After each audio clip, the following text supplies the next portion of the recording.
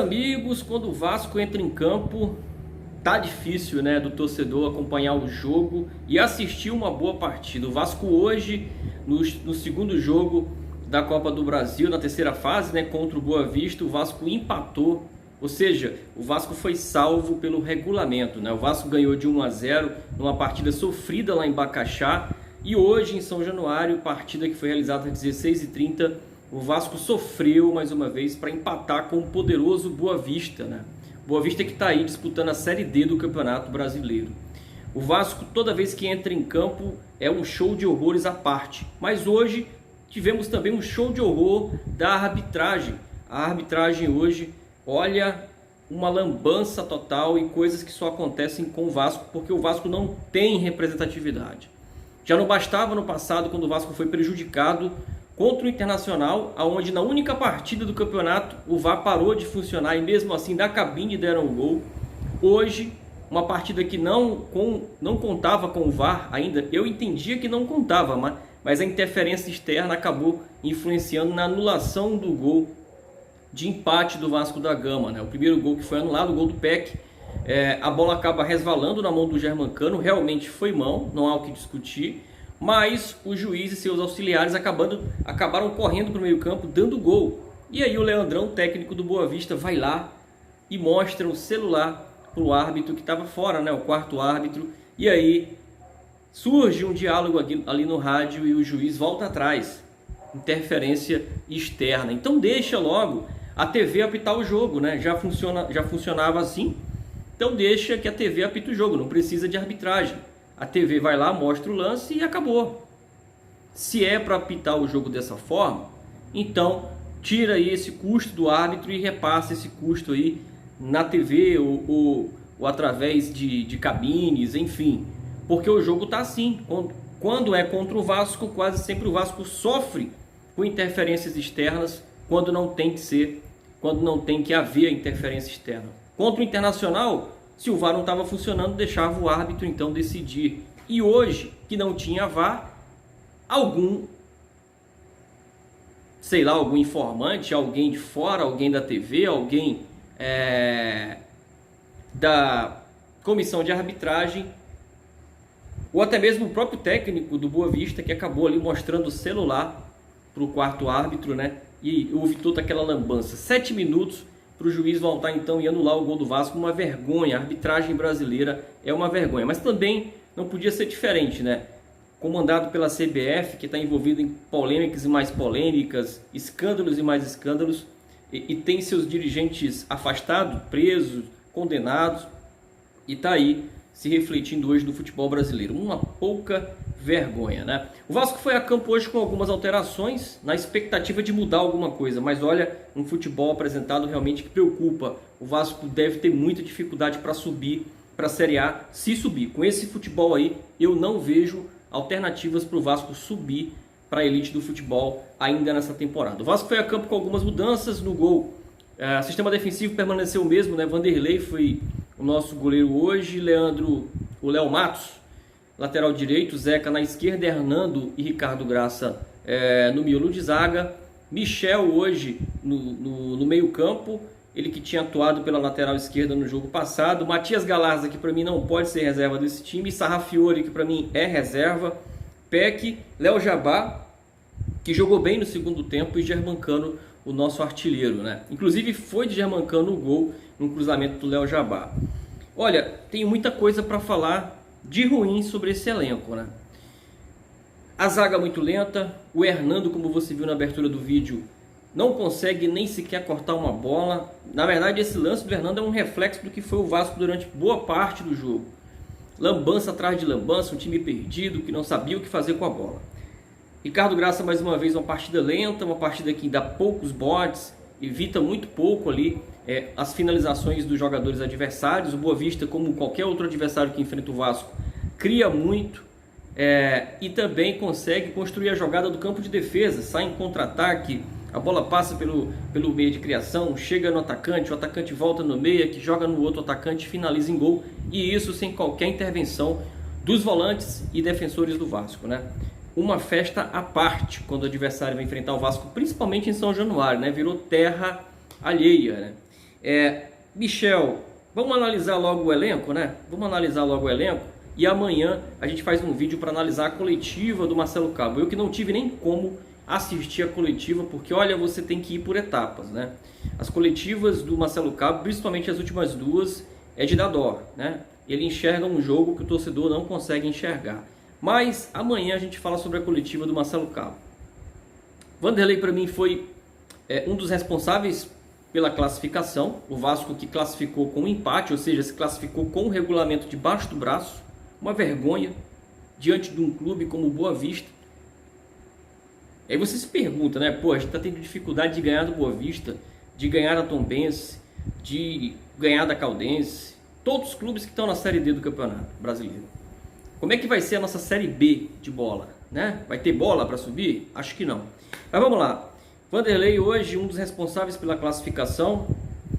Léo Matos, não comprometeu, mas também pouco participativo. Mas dentre os defensores, para mim, foi o grande destaque, porque Hernando, lambança total, o Ricardo Graça muito lento. E o Zeca hoje não fez um bom jogo, né?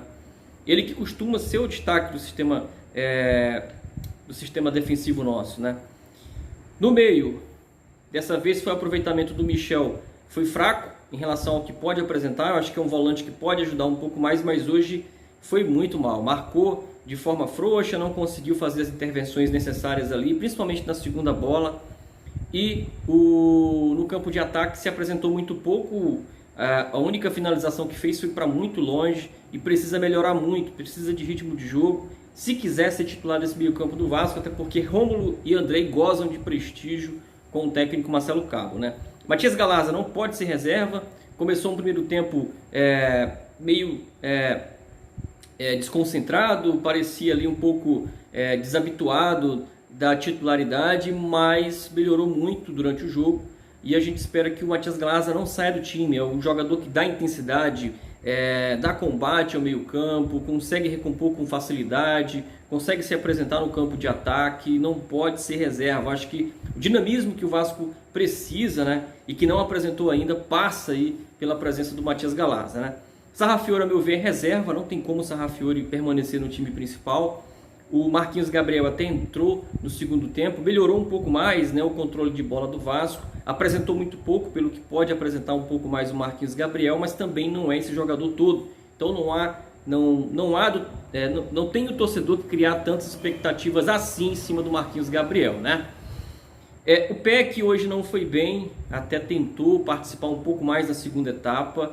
Acho que falta muito da leitura de jogo para esses jogadores, não só para o Peck, mas para grande parte dos jogadores que estão nesse elenco, porque o jogador não consegue se situar no que está acontecendo durante a partida.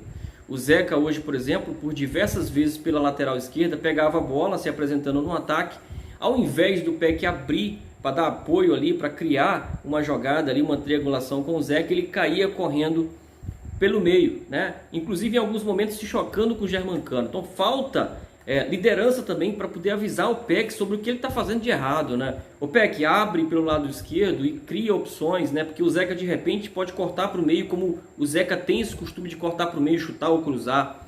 Falta mais diálogo também, né? Falta liderança, né? A gente sente falta disso. O técnico Marcelo Cabo então tem que dar um esporro ao ver que os jogadores se comportam de forma errada.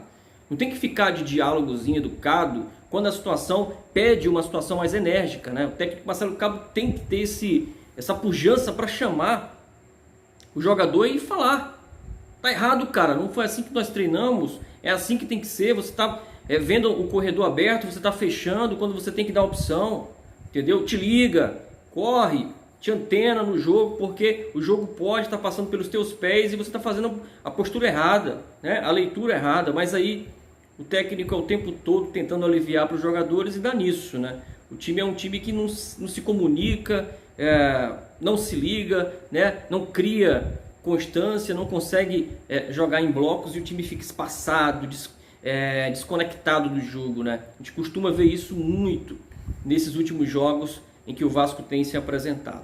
Bom, mas vamos lá. O Léo Jabá para mim foi o grande destaque do jogo de hoje. Não começou muito bem, mas durante o jogo, assim como o Matias Galarza, evoluiu bastante, principalmente quando foi trocado de posição, se apresentou um pouco mais pelo lado esquerdo. e saíram dali os 2 cruzamentos que acabaram com os gols de Peck, que foi anulado, né, pela lambança total da arbitragem, que tem que ser explicado, inclusive isso tem que ser passado a limpo, tem que trazer à tona por quê e como foi que foi anulado o gol do Germancano, quem foi que interferiu. Isso é uma pouca vergonha, vou repetir. Bom, e no segundo gol, esse já válido, né, o cruzamento vem da esquerda do Léo Jabá e o Germancano infalível, né, bota para dentro e nos garante aí na próxima fase da Copa do Brasil. Devemos aí 2.700.000 ao Germancano, ele que já tinha, né, nos livrado também de uma eliminação aqui no Piauí, quando a gente foi enfrentar a equipe do Altos, né. Para mim o grande destaque foi o Léo Jabá, né. Léo Jabá melhorou muito, acho que corre aí para buscar realmente a sua vaga no time principal, e o Morato deve realmente continuar na reserva, né? O Morato não tem condições ainda de ser titular do Vasco, não apresentou futebol para isso, exceto quando nós enfrentamos o Flamengo. Minha opinião final é que com esse futebolzinho medíocre, o Vasco não consegue passar da próxima fase da Copa do Brasil e não consegue subir entre os 4 que subirão ao final do ano para a temporada 2022 na elite do futebol brasileiro. Desse jeito não sobe. O time precisa treinar, se está treinando só em um turno, cria 2 turnos de treino para esse time, cancela folgas, tem que fazer o elenco reconhecer que não está jogando bem, mostrar os vídeos dos jogos para saber que realmente o time não está rendendo aquilo que precisa, inclusive diante das limitações que o elenco tem, para poder fazer valer outros fatores e a gente conseguir as vitórias necessárias para subir para a Série A. Quando não se tem técnica, como esse time do Vasco já mostrou ser muito deficiente nesse quesito, você tem que compensar com dedicação e com raça, com compromisso. O Vasco tem que sobrar fisicamente dentro de campo, já que não tem técnica. É assim que funciona o futebol. Vai na raça, meu irmão. Se não dá na técnica, vai na raça, vai na imposição, vai ali no abafa, né? E nas jogadas que forem construídas, tentar fazer o nosso placar. É assim que funciona o futebol. Agora, não tem técnica e não se impõe fisicamente, vai sofrer muito como a gente tem sofrido, né? Bom, esse é o vídeo de hoje. Se você gostou, deixa o like, se inscreve no canal, ativa aí o sininho de notificações. Se está chegando aqui pela primeira vez, seja bem-vindo. Clica aí no gostei se você realmente gostou do nosso conteúdo. E compartilha, leva esse conteúdo aqui para mais amigos vascaínos. A gente está buscando chegar à marca aí de 15.000 inscritos, tá? Te agradeço, você que nos assistiu até aqui. Tenha uma boa noite. Fica com Deus e até mais.